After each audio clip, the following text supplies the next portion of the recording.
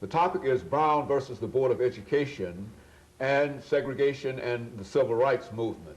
And we have with us to talk about segregation and the Civil Rights Movement in the context of the Brown decision of 1954, Dr. Revis Mitchell from Fisk University.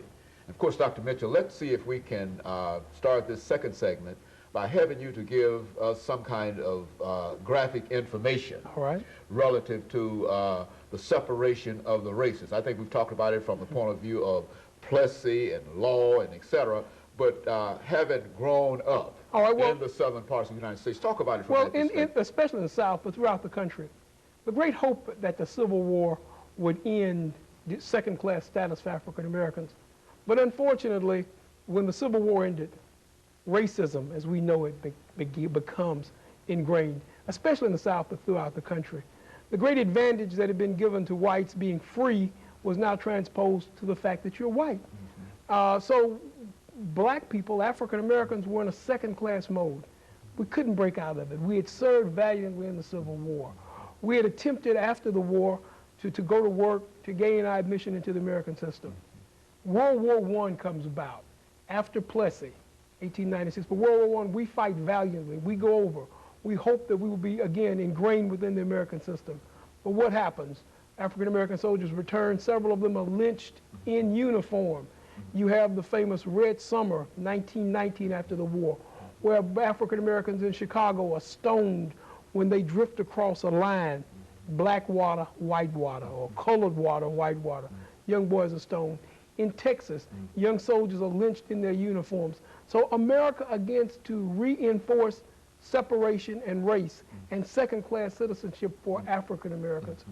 You know, Dr. Haney, I think the real turning point was World War II, though.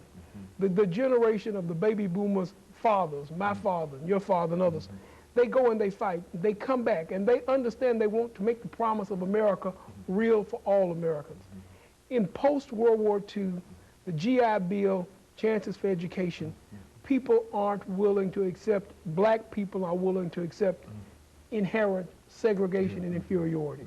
So in the case of Linda Brown, her father, he wants better for his children than he had.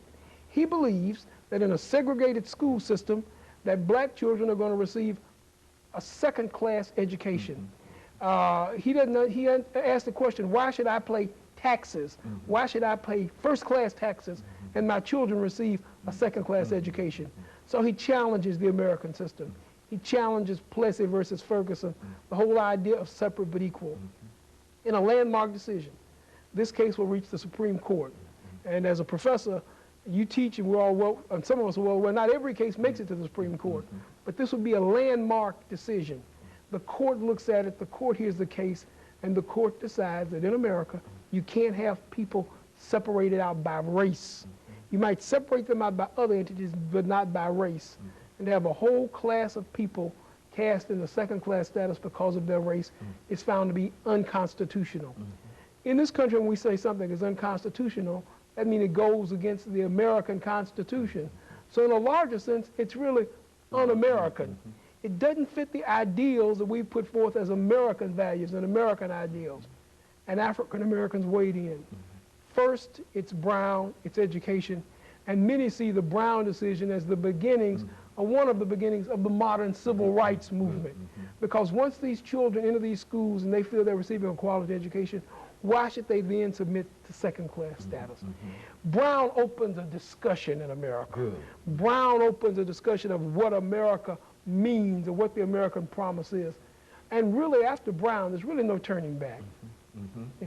Very good. And of course, one of the things, Dr. Mitchell, that we noticed, and I think that you've indicated here, is that out of Brown would come the civil rights movement. Why don't you say something about the effort on the part of the South to sort of block the implementation of Brown? Well, the real implication in the South is to have a whole class of people who receive second-class education, who are understood to be second-class. They are a second-class labor force. They are going to be the labor force of the South. But ironically, too, race and second-class status offered a comfort level to the South. It meant that you could tell the white South and the poor white Southerner, well, if you have nothing else, at least you have superiority over these people. And that's a sad reflection, Dr. Haney, on America.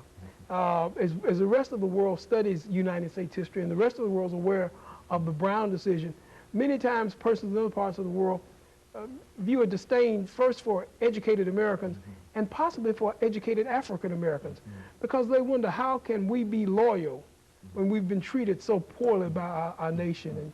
And you know, the irony, if you look at citizenship among African Americans, or patriotism or support, we've been among the very best citizens in the country. The first man who died in what was later would become the American Revolution was Crispus Attucks, a runaway slave, but he's suddenly a patriot when he dies for the cause.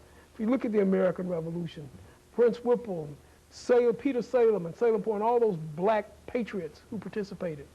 You know, there's never been a time when there's been an American war that African Americans haven't participated valiantly and served their country, from the Spanish-American War.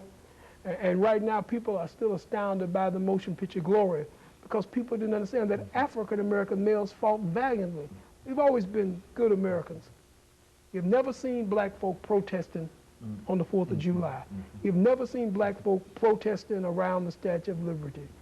You have no discussions of black college students going to Canada to evade war. And, when this series was shot, we were just a day or two after income tax, and black people have been willing to pay for their equality, because you've never seen African American tax protesters. Those who've been given the least have been the most supportive. But Brown opened the door for that. Brown made America keep one of its promises to its brown sons and daughters, and that was for education and the possibility of a first-class education in America. You know, Dr. Mitchell, and we're getting ready for the our first commercial break, our second commercial break here. But one of the things that we'd like to deal with is to look at the relationship between Brown and the Civil Rights Movement. You see, because I think the decision is rendered in 1954. Exactly. And it is not until 1960. So that's about 6 years of intense discussion, intense debate. But you also have time to grow 6 years of young people to become a catalyst for that movement. That's exactly it, and that's what we want you to speak to when we come back. We will look at that. Third segment about the impact that those long years before the enforcement had upon the decision itself. Of course, we'll be back with our audience following this very, very short commercial break.